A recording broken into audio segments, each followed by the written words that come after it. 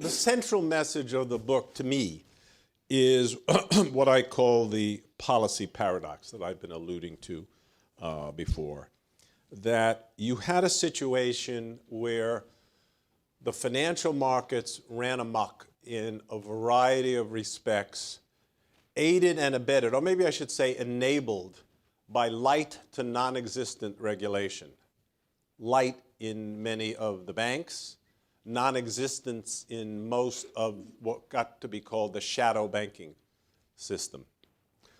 And in particular in the world of derivatives, where we actually, if you don't know this, you'll now, okay, nobody's holding their coffee in their hands. Many of you know this. If you don't know this, you will find it unbelievable. We passed a law in the year 2000 that basically said the government may not regulate derivatives. Think about that. It's one thing that you don't do it, or you do it badly. We actually passed a law that says, here's a stop sign, the government may not go through it. That's the world of derivatives. You have no business there. It's quite amazing in retrospect. So enabled by things like that, the financial systems ran amok, almost pulling the entire economy down with it, leading to approximately $18 trillion of wealth destruction. Trillion. The government then got the message too late, came running in mostly after Lehman went under in September 2008, when things turned from bad to horrible, and started fighting this crisis in a variety of ways, as I've said a few moments ago, pretty effectively. Not perfectly, but pretty effectively, so that the worst case scenarios didn't come close to becoming true. In the winter of 2008-9, there was a lot of talk about Great Depression 2.0, and we were going to have unemployment, that the GDP was going to be shrinking for the next 2 years, and it was going to fall, you know, whatever percent, much more than it actually did fall, and so on. None of that came true.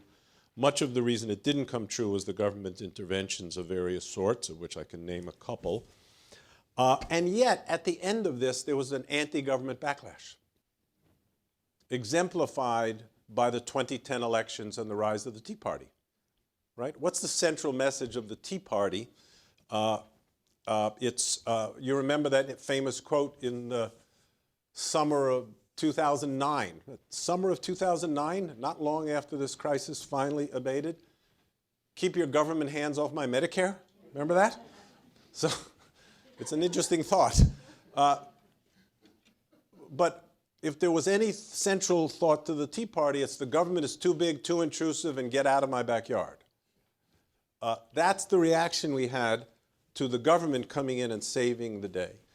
So this series of events were kind of bookended by that at the end, the 2010 elections, okay, when many of the people that had voted for the TARP either had a very difficult time defending their seats if they were in a safe district, or got turned out, and the country turned dramatically towards the right in its vote. That was the end of it. The beginning, the first bookend, was a wonderful cartoon.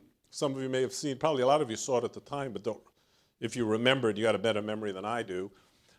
In, I think, March of 2009, so this is like the height of the crisis, just about when the Dow Jones Industrial Average hit its bottom, the New Yorker published a cartoon which showed a medieval courtyard, and the king was, you knew he was a king because of his crown, that was a dead giveaway, was leaning over on the stump of a tree, and an executioner is like this, and a page runs in. He said, wait, stop. Government's part of the solution, not part of the problem. This is the way we felt, or at least some people felt, during the crisis, while the storm was crashing over our heads. But as soon as things got better, already by the summer of 2009, you started getting this Tea Party ferment leading to the 2010 election. This is the paradox.